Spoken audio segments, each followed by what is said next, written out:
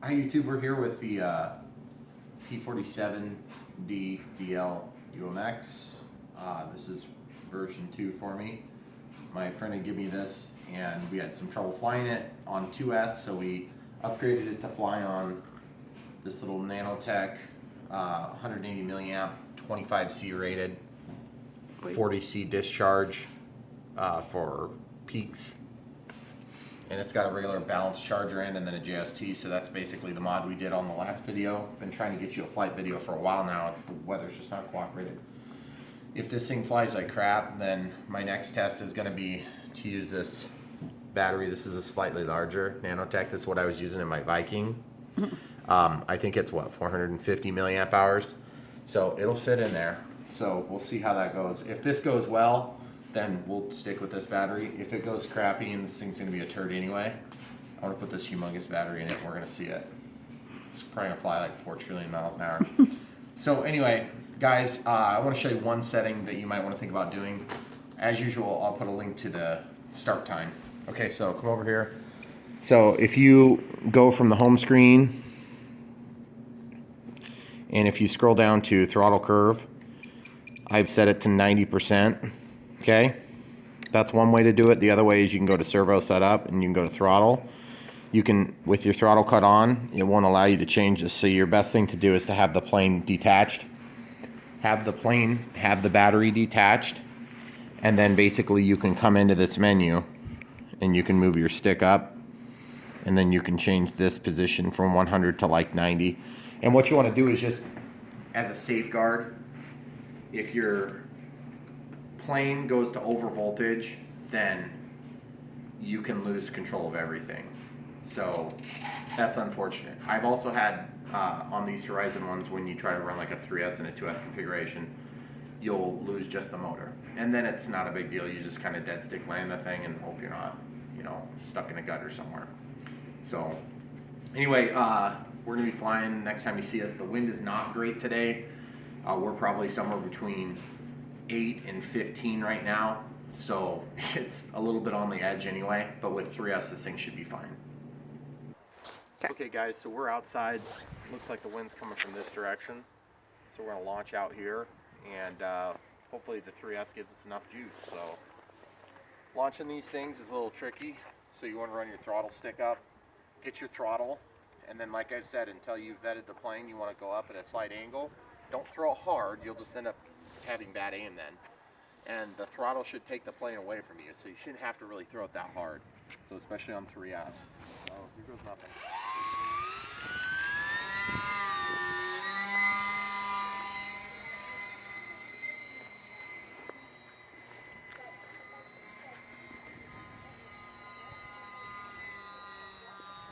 See, and that's at full throttle, guys. I'm gonna probably have to turn up that my throttle curve, and it's got that weird resonance to it.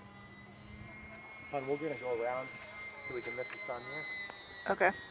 I need you to be out of the way if I come in to land on the grass there, though. Okay.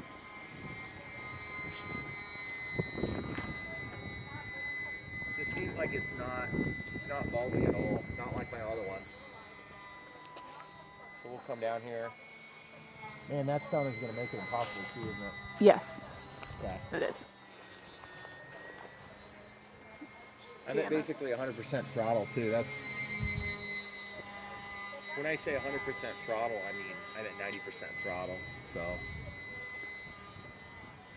and it's just barely moving along.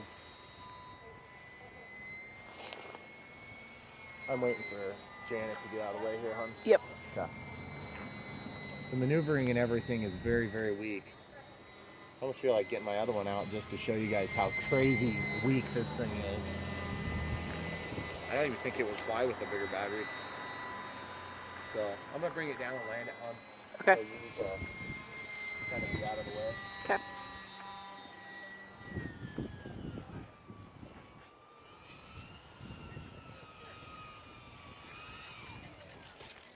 Okay. So let's do one more adjustment here. Okay. So I'm gonna go into the throttle curve. Sorry guys, glare. I'm going to change this so that The top setting is at 100%. Okay, so we're going to see how all that impacts things. Throttle cuts back off. We'll see if that extra 10% makes a difference. My guess is it probably will on this plane. Got probably a minute and a half of good flight time left. Yeah, it's a little better. This thing just doesn't fly very good with this.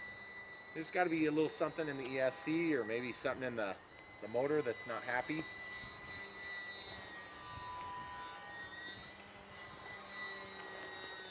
That's 100% throttle there, barely keeping it aloft.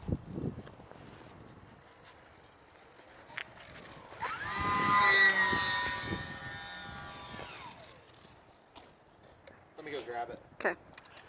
Okay, so guys, I have to assume that this thing is not working because the motor is weak or something is not quite right about this thing.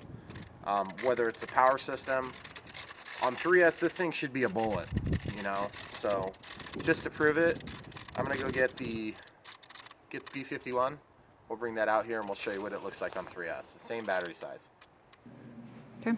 So guys, we just pulled out the battery, and this thing it's pretty warm. I'm not used to the 3S batteries coming out warm, so that further explains or could help explain that maybe the motor on this thing is shot. Like maybe in one of the crashes that destroyed it before I got it, the motor got damaged. I'm not sure, but all I can tell you is that that thing was weak. So we're gonna bring out the P-51D UMX. In fact, you know what we'll do? We'll bring out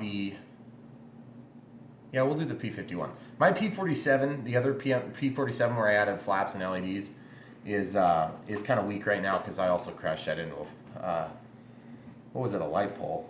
So it's never quite been the same, and I put in another motor that was just kind of beat up. So stay with us. We're going to bring that one out here right now, the P-51D. Okay.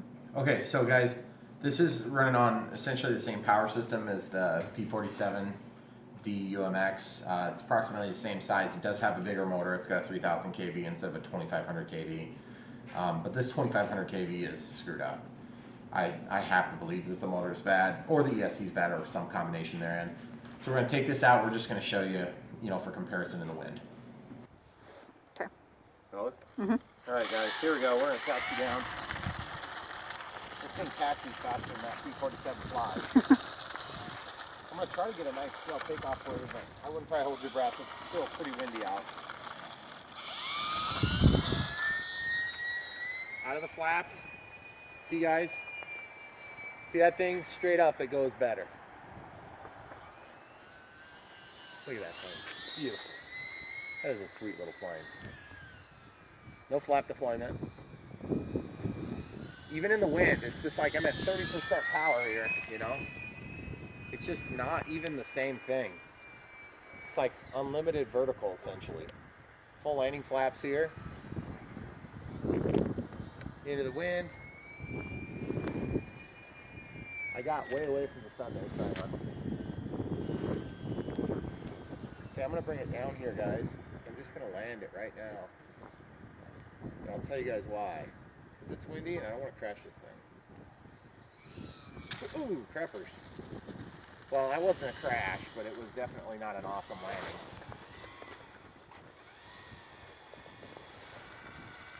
It's kind of gusty right now, so I just don't want to risk it.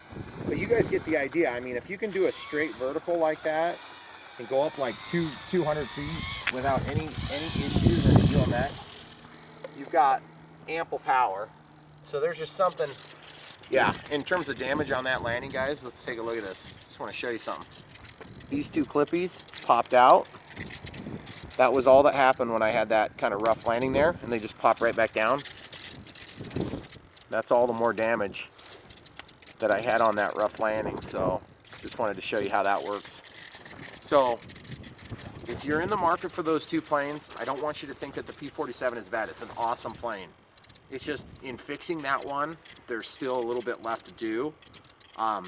I can tell you, if you're in the market and they're the same price, which a lot of times I'll run the sale on the other one, whatever you're looking at, this one's an awesome plane. That one's also an awesome plane. I actually kind of tend to think that the P-47 flies really good out of box, but the P-51 flies even better. So if I had to pick one, plus I tend to like the P-51 a little bit better myself. I just don't like this particular paint scheme quite as much. So anyway, hope that helps you guys make some decisions, and I'll let you know when we get a new motor for the P-47.